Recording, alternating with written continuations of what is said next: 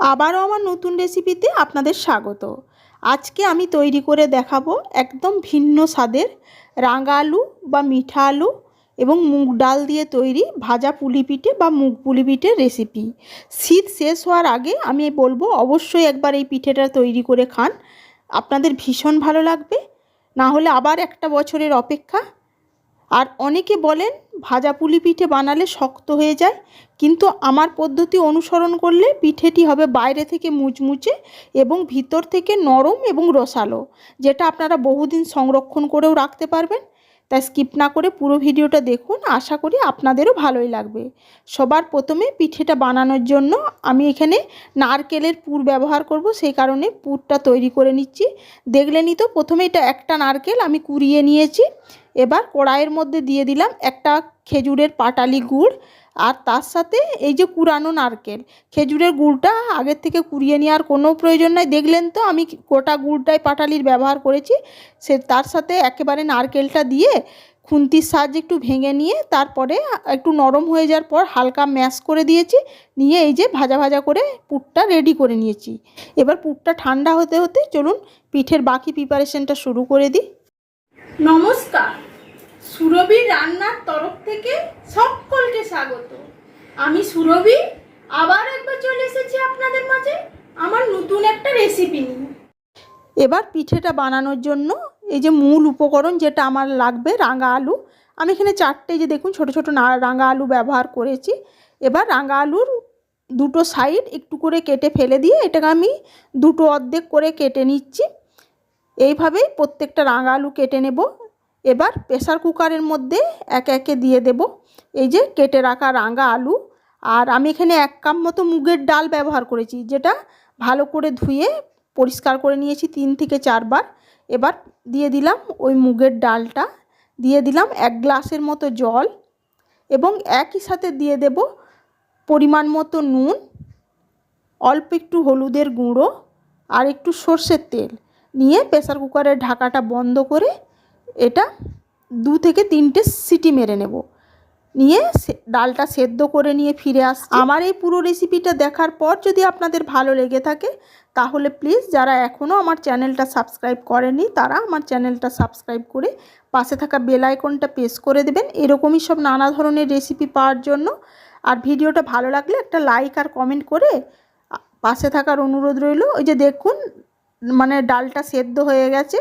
এবার পিঠের আটাটা মাখার জন্য এই যে সবার প্রথমে আমি এখানে 1 বাটির মতো চালের গুঁড়ো নিয়েছি, যেটা বাজারে কিনতে পাওয়া যায়। আর এর সাথে আমি ওই হাফ কাপের মতো আটা, ময়দা না কিন্তু আটা ব্যবহার করেছি। আর দিয়ে দিলাম অল্প একটু নুন, আর যেমন মিষ্টি পছন্দ করবেন সেই অনুপাতে চিনিটা দিয়ে দেবেন। এবার শুকনো উপকরণগুলো ভালোভাবে মিশিয়ে নেব। এই চালের গুঁড়োর সাথে অল্প আটা ব্যবহার করলে পিঠেটা অতটা শক্ত হয় না, খেতেও ভীষণ ভালো লাগে। ওই যে প্রথমেই বললাম যে উপর থেকে মুচমুচে আর ভিতর থেকে নরম আর রসালো হয়। এই পদ্ধতি ফলো করে দেখবেন, আপনাদের পিঠেটা ভীষণ সুন্দর হবে আর তেলে দিলে ভেঙেও যাবে না। এবার ওই আটাটার মধ্যে দিয়ে দিলাম রাঙা আলু আর মুগের ডাল।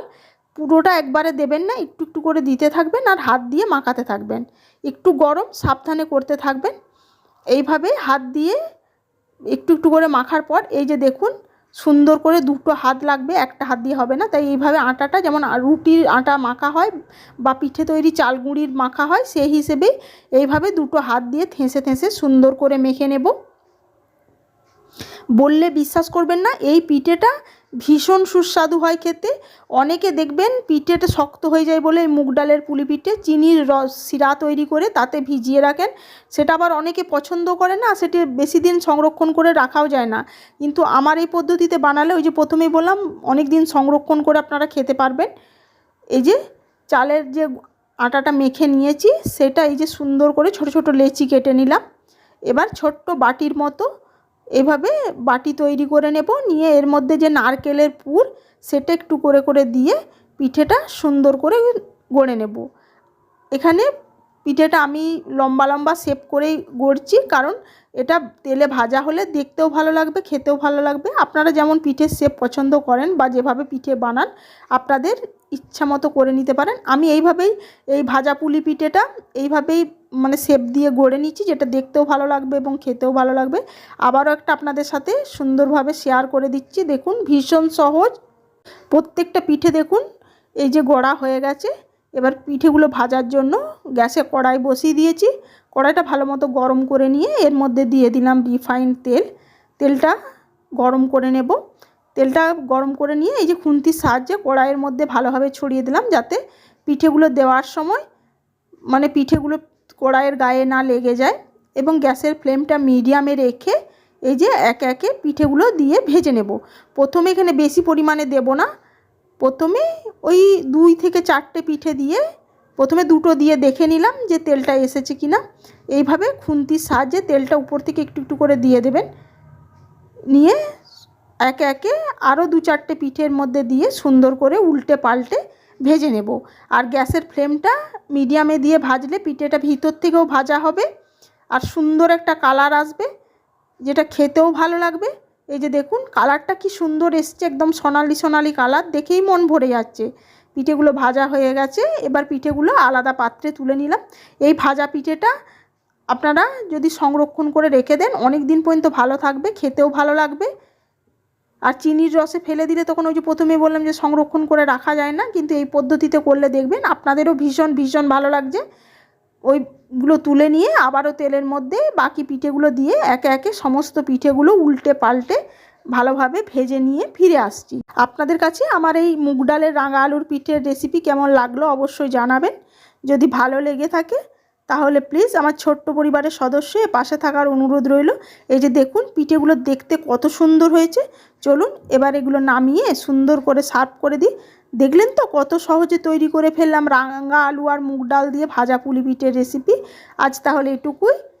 আর আপনারা কী ধরনের রেসিপি দেখতে চান অবশ্যই কমেন্টের মাধ্যমে জানাবেন। সবাই ভালো থাকবেন, সুস্থ থাকবেন। আবার হাজির হয়ে যাব অন্য কোনো রেসিপিতে। ধন্যবাদ।